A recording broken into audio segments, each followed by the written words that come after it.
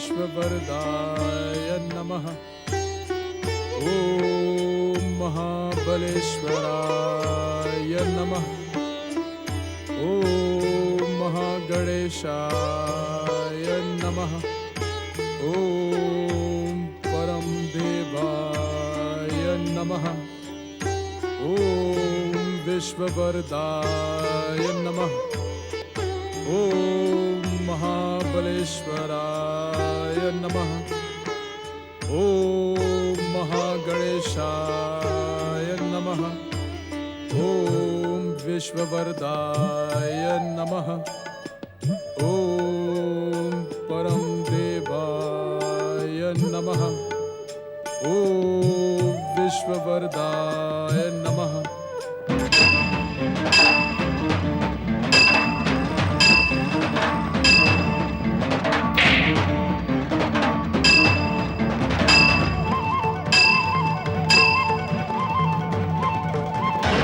अपने गौरव को नष्ट कर दिया है श्री हरि।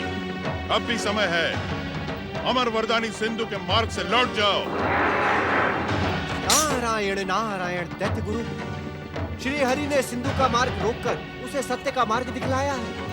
यदि ये अपनी आयु लंबी चाहता है तो इससे कहें कि श्री हरि की शरण में जाए और उनसे सत्य की शिक्षा ले। दैत्य शत्रु नारद, देख, आज अमर वरदानी सिंधु ने अपनी दैत्य शक्ति से तेरा षड्यंत्र असफल कर दिया है।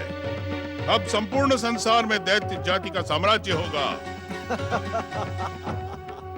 नारायण नारायण, आपको स्वप्न देखने का रोग कब से लग गया दैत्य गुरु? मुझसे प्रयास करने की भूल ना करो नारद। इस युद्ध को और इसके परिणाम को देखो। आज सिंधु की विजय संसार में दैत्य जाति का ध्वज फहरा देगी।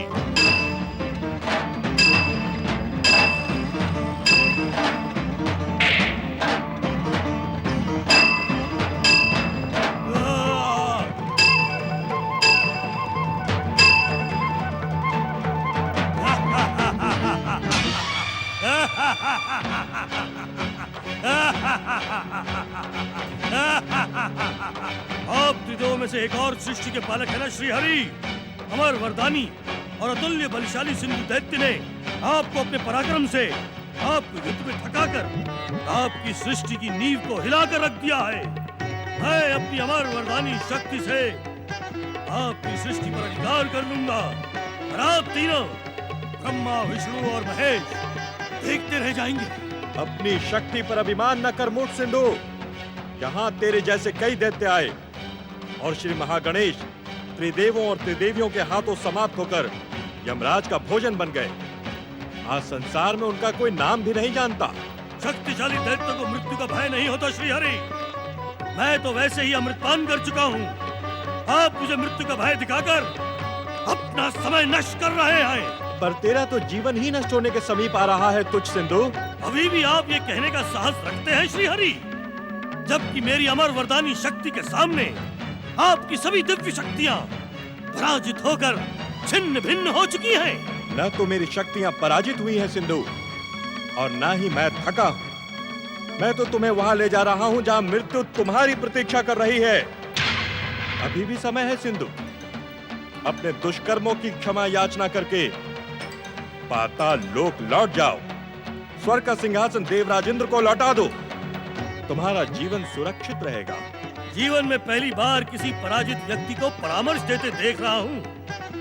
मैंने दैत्य गुरु शुक्राचार्य से सुना था कि तुम छलिया हो, परंतु मेरे सामने तुम्हारा कोई भी छल सफल नहीं होगा। जहाँ तक सफलता की बात है सिंधु, तो तुम्हारा मार्ग रोककर मैं अपने अभियान में सफल हो चुका हूँ। पहली बार आपके मुख से सत्य सुन रहा हूँ श्री हरि।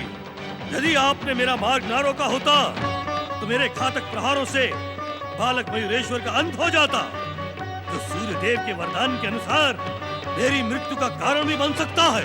जो संसार को तुम्हारे अत्याचारों से मुक्ति दिलाने के लिए अवतरित हुआ हो, वो तो तुम्हारी मृत्यु का कारण बनेगा सिंधु। मैं तो तुम्हारे मार्ग में आकर तुम्हारी आयु बढ़ा रहा हूँ।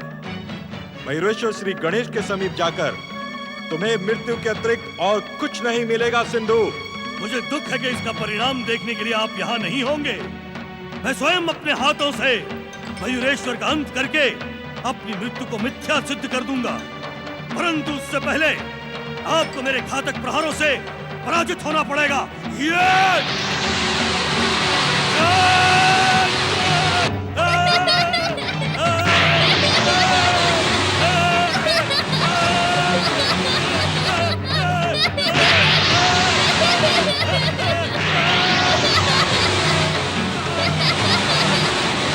अभी तेरा अंत दूर है सिंधु, क्योंकि तेरे पापों का घड़ा अभी धरा नहीं है।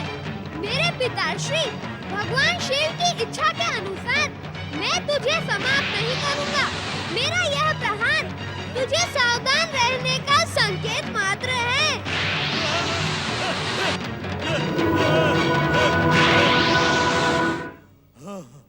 भविष्य में इस बात का ध्यान रखना सिंधु, और कैलाश की ओर देखने का दुस्साहस कभी न करना। इस प्रहार का दंड मैं तुम्हें समय आने पर अवश्य दूंगा मयूरेश्वर, परंतु उससे पहले जगत पालक श्री हरि को अपने घातक प्रहारों से दंडित अवश्य करूंगा।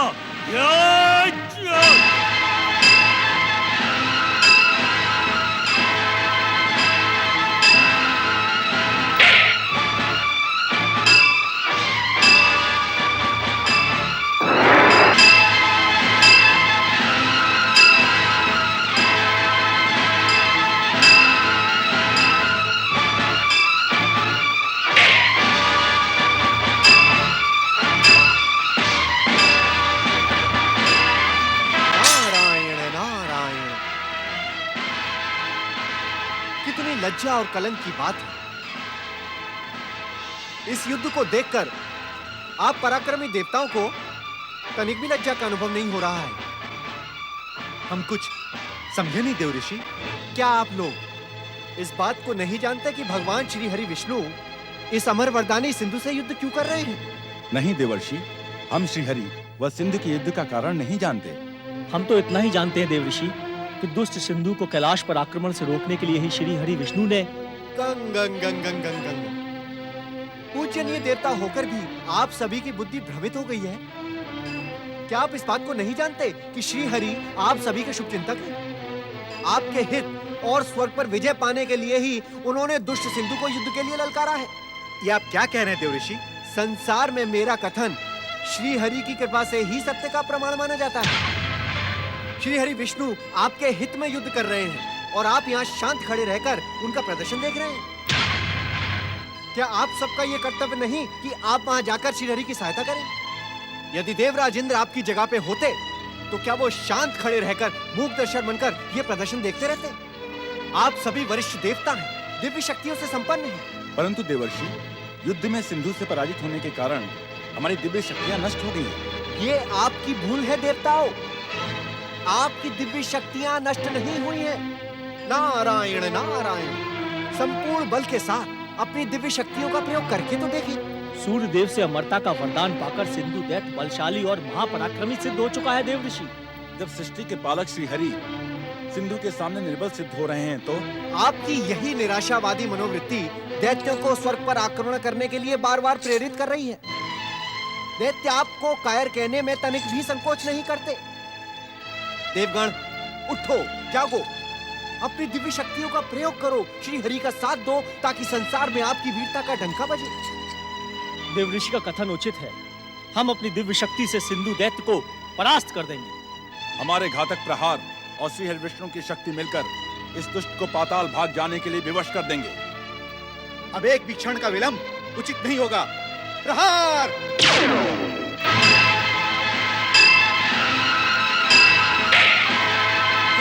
अमर वरदानी सिंधु, दुष्ट देवताओं को उनकी दुष्टता का दंड दो और दैत्य सेना को प्रकट करो। दैत्य सेना प्रकट हो।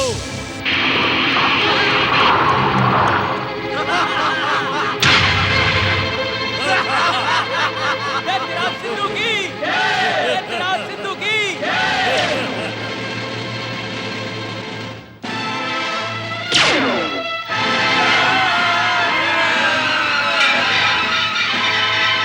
श्री हरि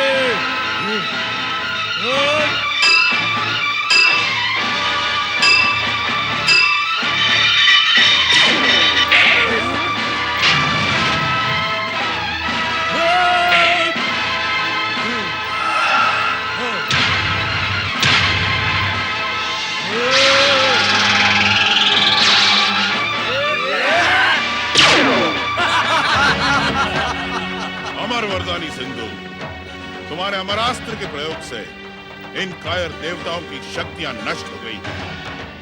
अब ना तो ये अदृश्य हो सकते हैं, ना ही अपनी दिव्य शक्तियों का प्रयोग कर सकते हैं। दैत्यवीरों, इन दुष्ट और कायर देवताओं को अपना बंदी बना लो। इनका इतना अधिक अपमान करो कि ये भूल जाएं कि वे ये संसार में पूजनीय देवता हैं। दैत्यवीरों, मेरी आज्ञा से पृथ्वीलोक पर आक्रमण करके उसे अपने अधिकार में कर लो। श्री हरि विष्णु के लिए तो मेरी वरदानी शक्तियां ही पर्याप्त हैं।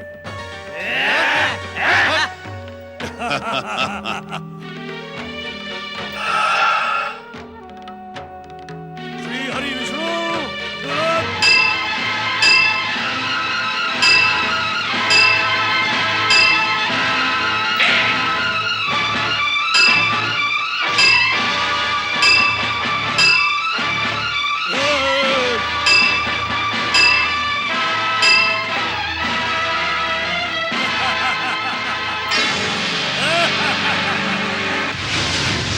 परमदेव श्री महागणेश के पूर्ण अवतार गौरीपुत्र श्री गणेश, कृपया दर्शन दें।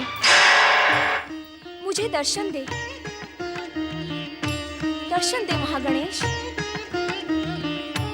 प्रणाम माता लक्ष्मी, कहें क्या आज्ञा है? मंगल मूर्ति, देवताओं के हित के लिए भगवान श्री हरि विष्णु सिंधु दैत्य के साथ संघर्ष कर रहे हैं। मैंने अभी अभी दिव्य दृष्टि से उन्हें युद्ध में थकते देखा है। उनकी सहायता करें श्री गणेश, उनकी सहायता करें। सर्वशक्तिमान और त्रिदेवों में प्रमुख वैकुंठनाथ श्री हरि विष्णु जी की शक्ति पर संदेह न करें माता। यह तो उनकी युद्ध लीला है, इसमें उनको तनिक भी कष्ट नहीं पहुँचेगा। परंतु मंगल मूर्ति, आप देखती रहे माता, सिंधु दैत्य स्वयं ही उनके प्रति आदर और सम्मान प्रकट करेगा। आप चिंतित न हो। प्रणाम माता।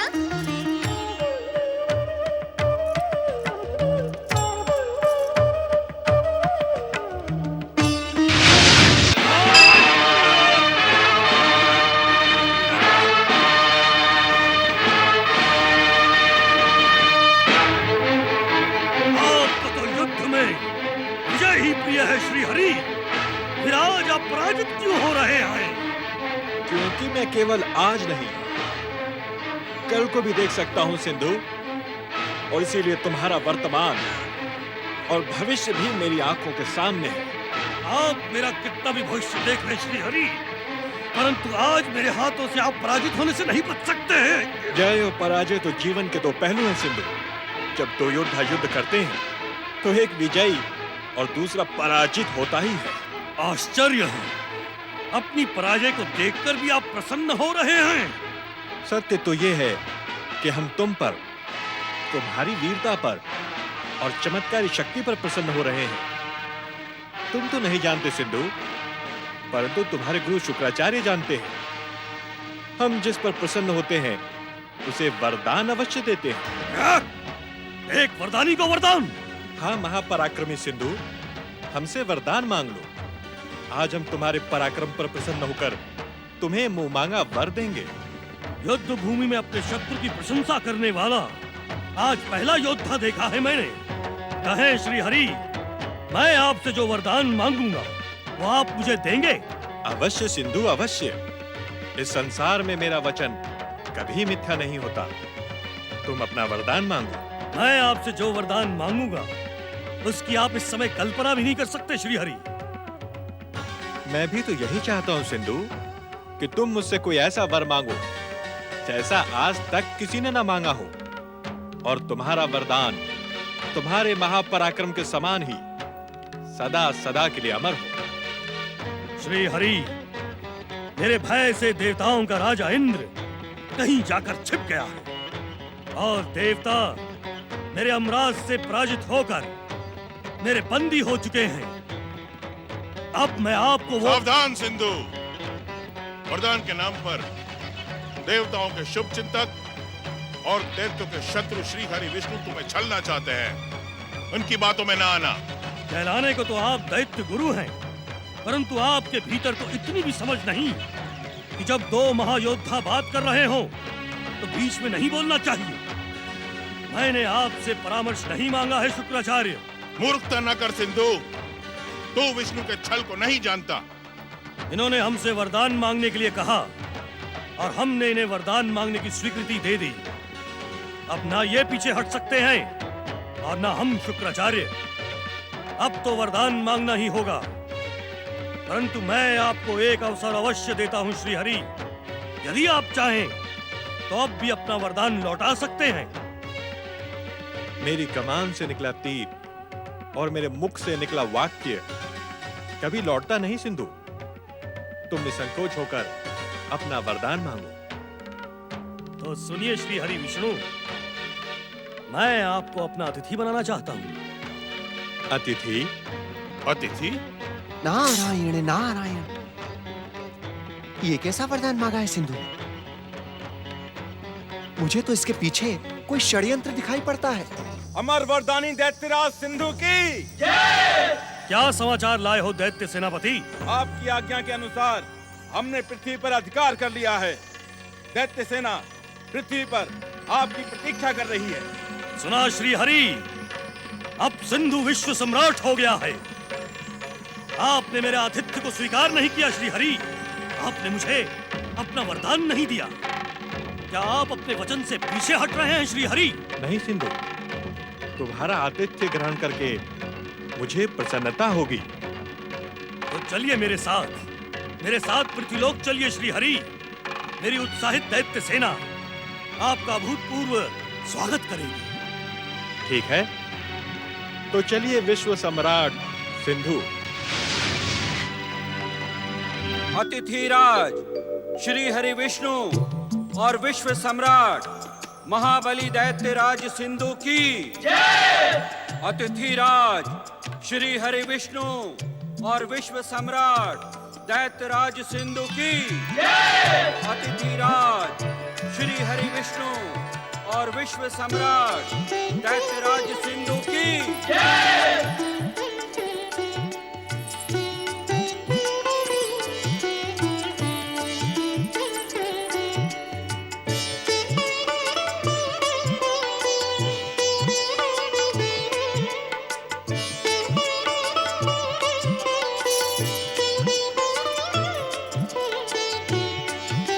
आसन ग्रहण करें श्रीहरि।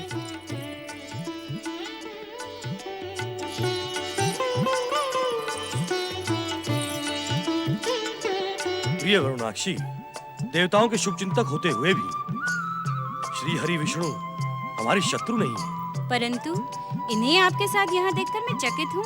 इन्होंने हमसे वरदान मांगने के लिए कहा और हमने इनसे अतिथि बनने का वरदान पाया।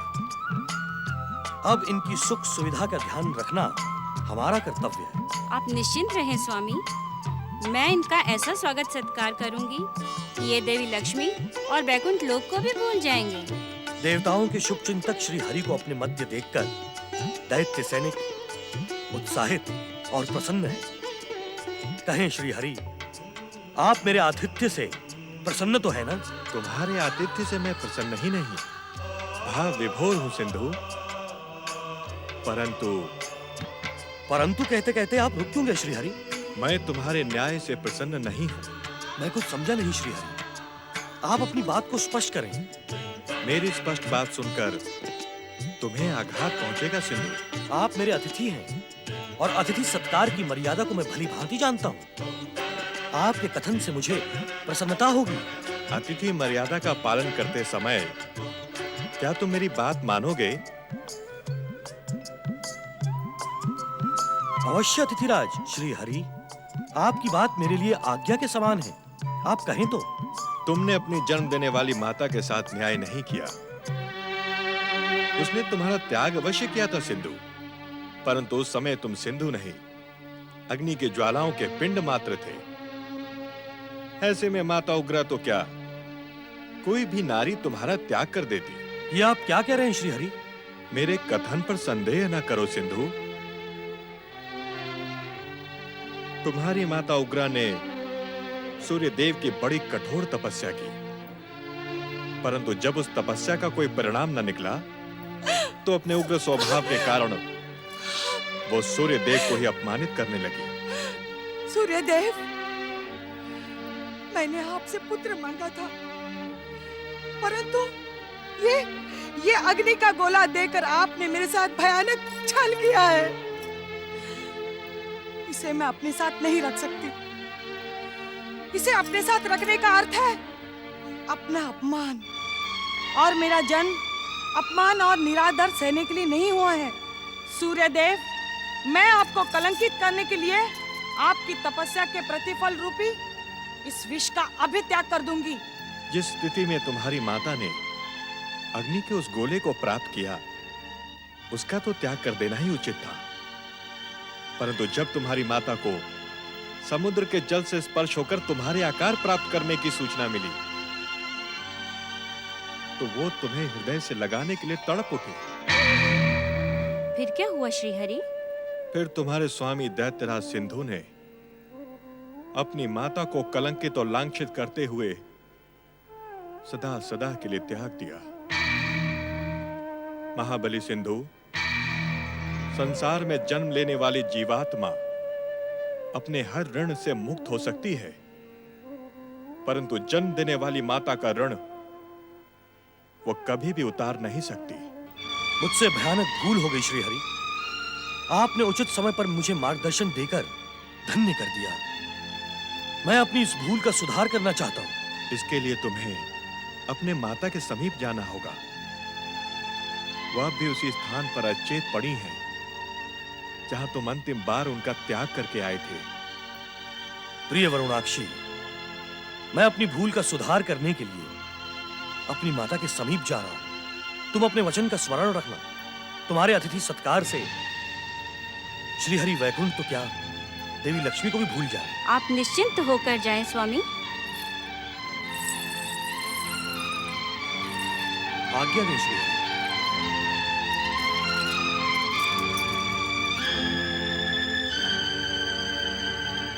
नारायण नारायण नारायण, श्रीमन नारायण नारायण नारायण नारायण। अरे माता लक्ष्मी, किंतु ये शेष सैया को छोड़कर इस समय आकाश मार्ग पर क्यों जा रही हैं? नारायण नारायण।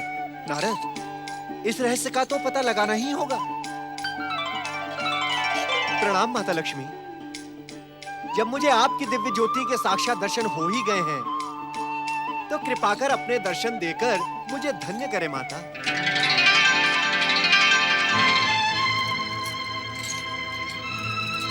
तुम उचित समय पर मेरे पास आए नारद। स्वामी ने ये क्या किया? वे जानबूझकर दुष्ट सिंधु के अतिथि बन गए। नारायण नारायण। माता, प्रभु की लीला प्रभु ही जाने। ये लीला नहीं है नारद। दुष्ट सिंधु ने अतिथि बनने का वरदान मांगकर श्री हरि को भी अन्य देवताओं के समान बंदी बना लिया है। मेरी समझ में ये नहीं आया माता कि श्री हरि को सिंधु को इस प्रकार वरदान देने की क्या आवश्यकता थी। मुझे तो ऐसा प्रतीत होता है कि आज सिंधु द्वारा श्री हरि ही छल लिए गए। नारायण नारायण।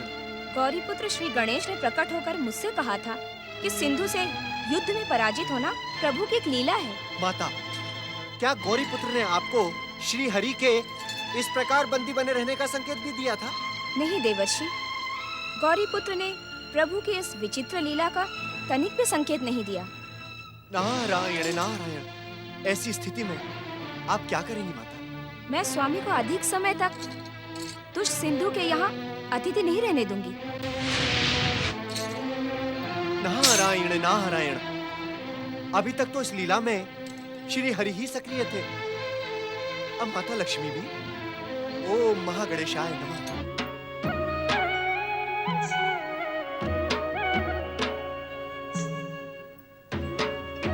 ओम साम सदा शिवाय नमः। ओम मात्र देवये नमः। देवाधिदेव,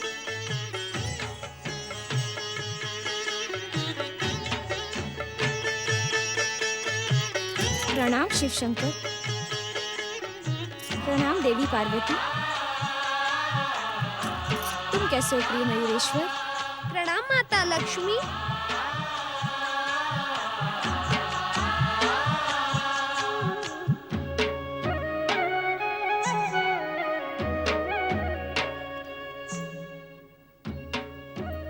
आप इतनी व्यग्र क्यों हैं देवी लक्ष्मी?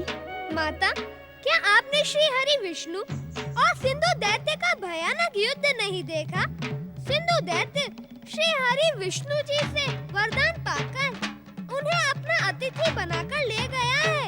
इसीलिए माता लक्ष्मी का चिंतित होना स्वाभाविक है। प्रिय मयूरेश्वर, तुम श्री महागणेश के अवतार हो। संसार में तुम्हारा जन्म सिंधु के अंत के लिए ही हुआ है। वो अपनी वरदानी शक्ति से तीनों लोकों का स्वामी बन गया है। उसने देवताओं को बंदी बनाकर वरदान के नाम पर श्री हरि को भी छल लिया है। आपका सोचना अनुचित नहीं है। मैं स्वयं श्री हरि के उस दुष्ट को वरदान देने पर चकित हूँ। परंतु मेरी समझ में ये नहीं आ रहा कि इस समय तुम किस बात की प्रतीक्षा कर रहे हो मयूरेश्वर। तुम जाकर उस दुष्ट का अंत क्यों नहीं कर देते? मयूरेश्वर, देवी लक्ष्मी के प्रश्न का उत्तर तुम्हें ही देना है। हमें जो कुछ भी कहना था वो हम तुमसे पहले ही कह चुके हैं। माता लक्ष्मी, मैं तो आपके पुत्र के समान हूँ। मैं जो कुछ भी कहूँगा वो छोटे मुँह बड़ी बात कहूँगा। नहीं मयूरेश्वर, इस समय संसार को तुम्हारा ही सहारा है। तुम जो कुछ भी कहोगे वो उचित होगा।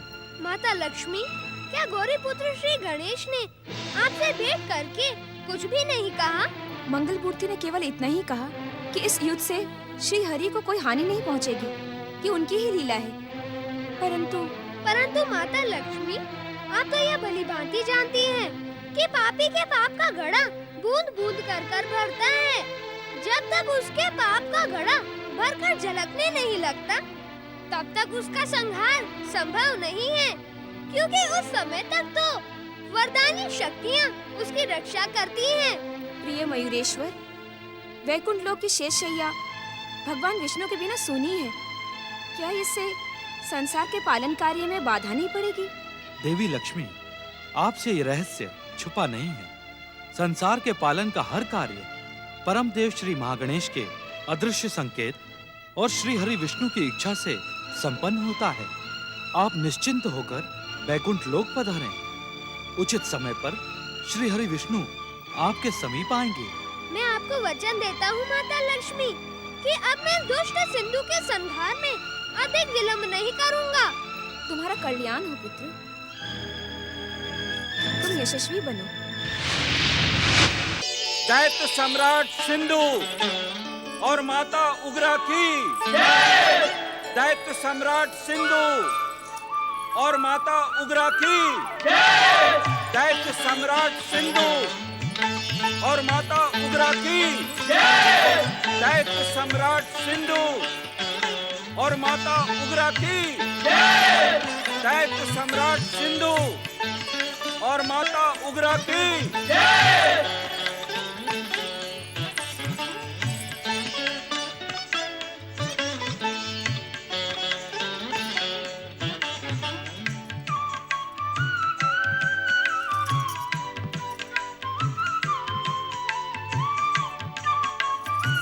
प्रणाम माताश्री।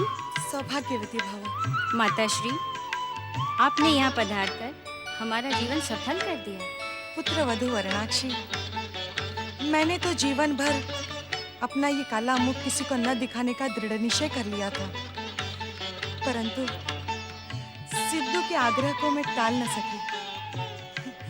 संभवतः विधाता की यही इच्छा होगी। माता, आप दूर की यात्रा करके आई हैं, तनिक विश्राम कर ले, फिर बातें होंगी। नहीं पुत्र, विश्राम से पहले मैं तुम्हारे उस अतिथि के दर्शन करना चाहती हूँ जिसने तुम्हें मेरे पास आने की प्रेरणा दी। क्षमा चाहती हूँ माताश्री, परंतु हमारे महान अतिथि श्री हरि विष्णु इस समय अपने ध्यान में लीन हैं। हाँ?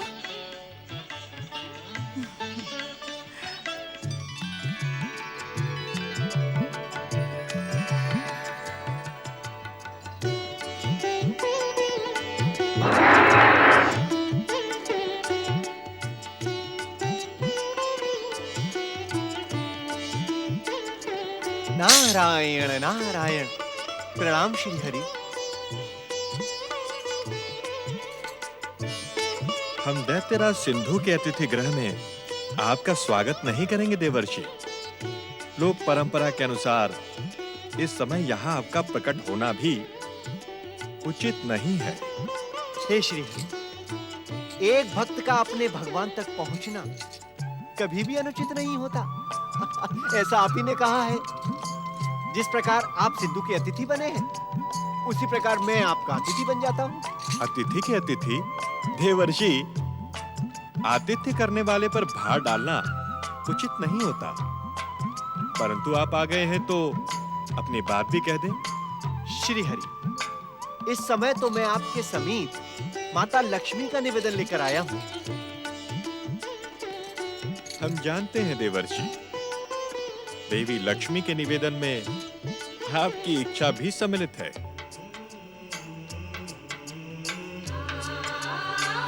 नारायण नारायण। हे श्री हरि, यदि अब आप चाहें तो यहाँ से अदृश्य होकर वैकुंठ लोक में पधार सकते हैं।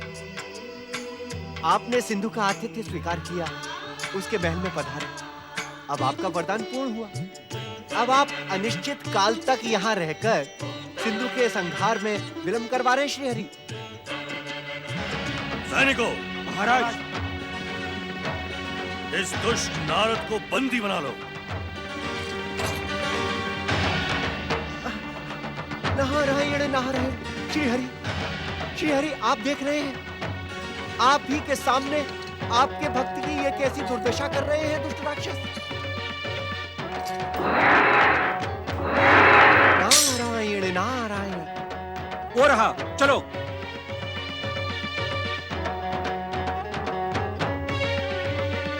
दुष्ट सिंधु, तू अधिक समय तक श्री हरि विष्णु को अपना अतिथि बना के ना रखना, अन्यथा तेरा सर्वनाश और अतिशीघ्र होगा।